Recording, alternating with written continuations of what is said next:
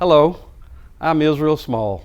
I am a retired Savannah Assistant City Manager and current board chairperson of the nonprofit housing organization CHSA Development. And I'm Bryn Grant, the President and CEO of the United Way of the Coastal Empire. We are the co-chairs of a diverse 40-member Housing Savannah task force. Thank you for taking some time to watch this short video. The video is an overview of what the task force has been working on since September. After watching the video, we hope you will go to our website to learn more and to provide us with your input and thoughts. We value and look forward to your feedback.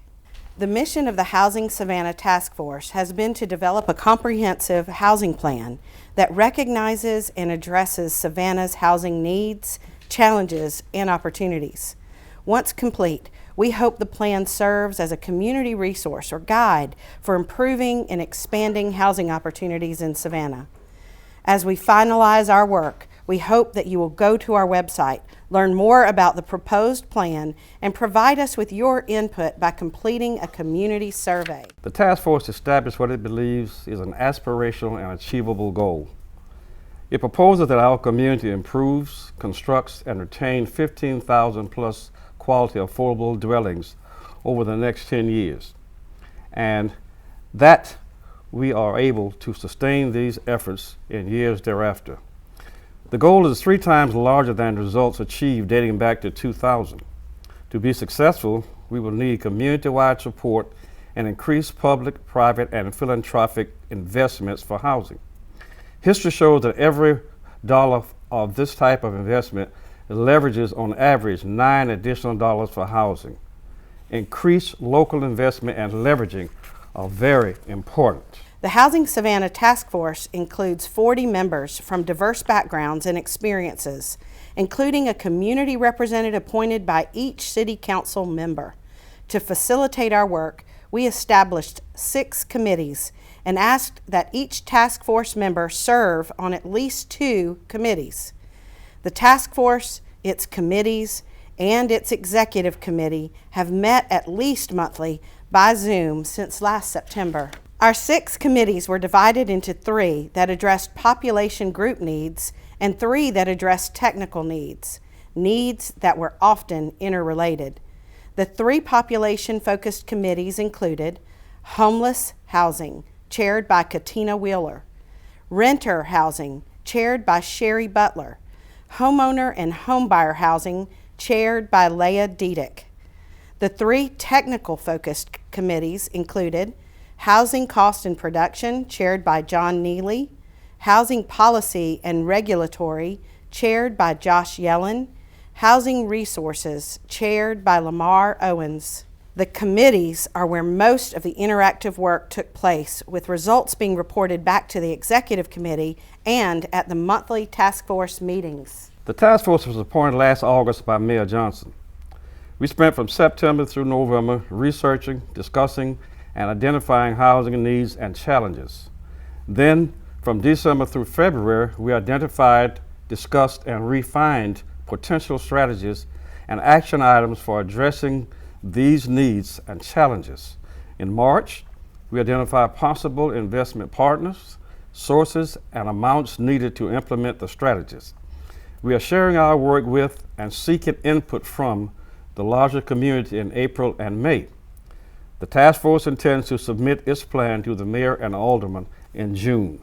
Our research included reviewing multiple documents from a variety of sources.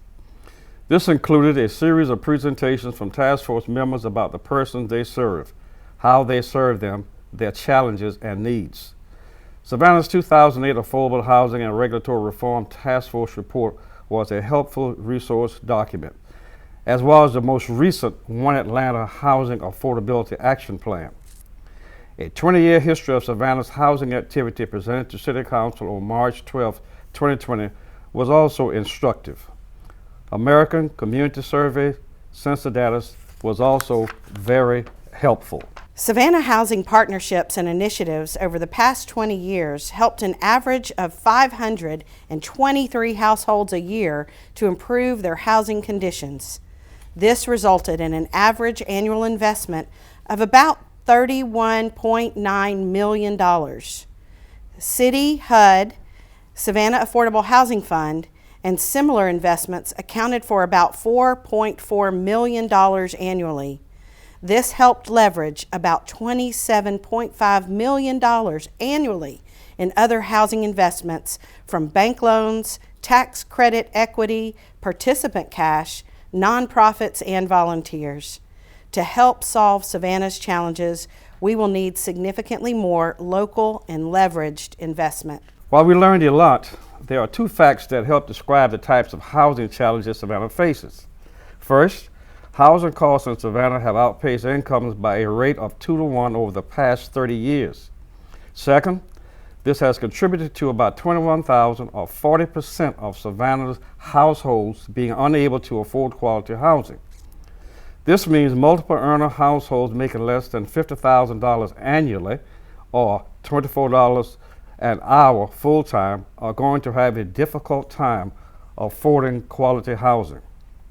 Single earner households making less than $35,000 annually or $17 an hour full-time are in the same boat. Worse, a single earner household making $7.25 an hour minimum wage would have to work 2.5 full-time jobs to be able to afford a quality 2-bedroom apartment.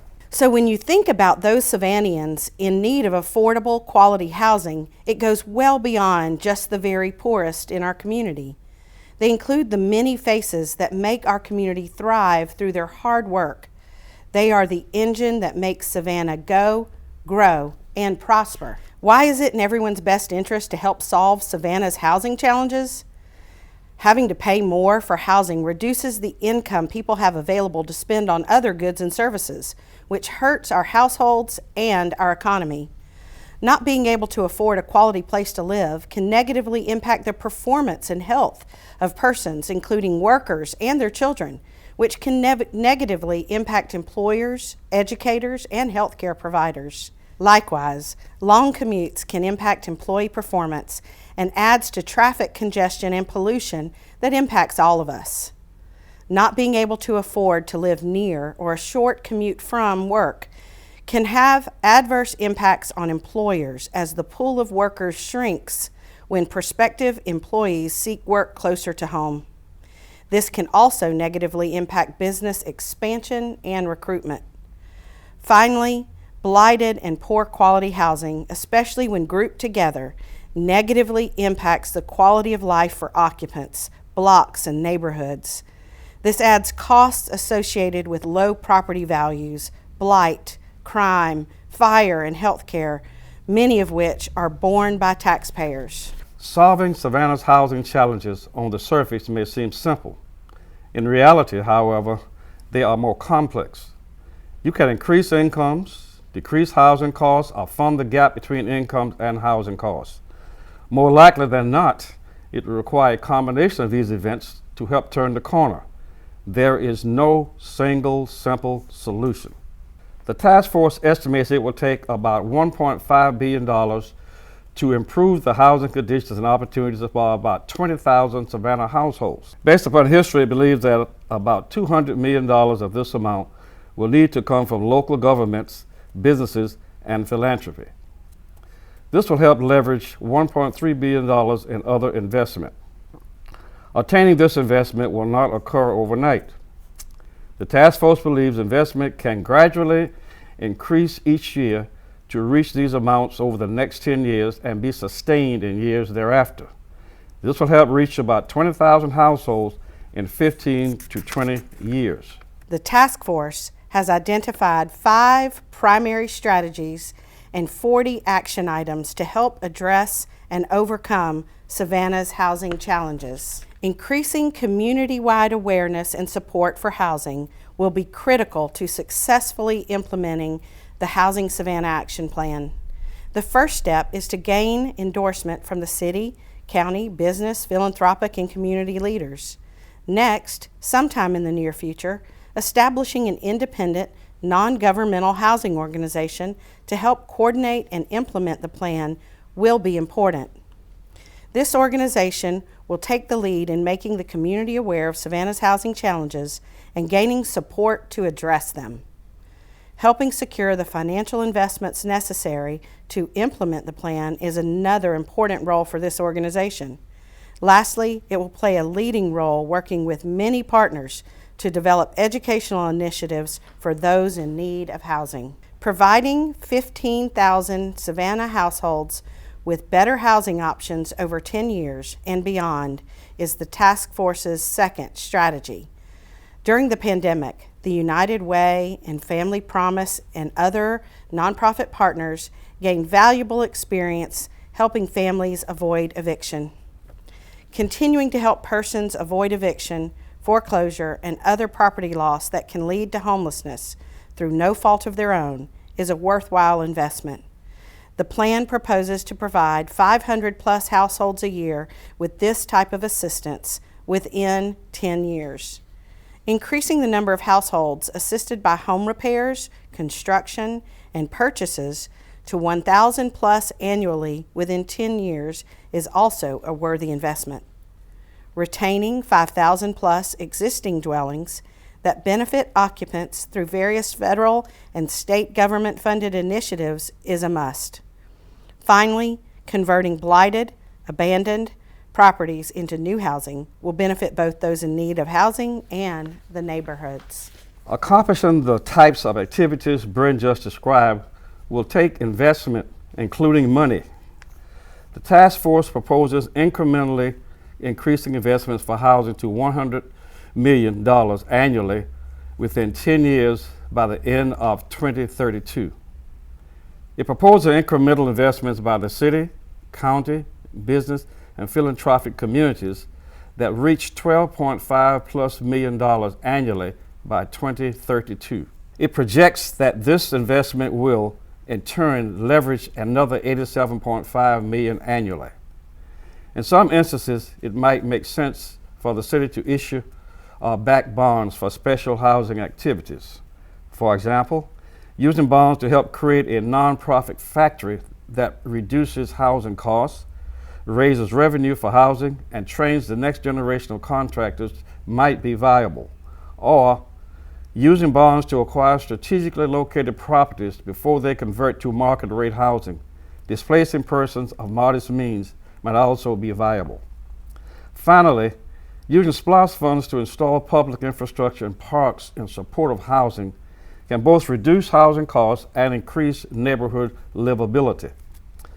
The task force recommends that at least $12 million be included in SPLOST for this activity. In order to achieve the results projected by the task force, Savannah will need to increase the capacity and/or number of entities involved with housing. This includes persons, nonprofits, and businesses renovating, constructing, managing, and financing housing for the homeless, renters, homeowners, and home buyers.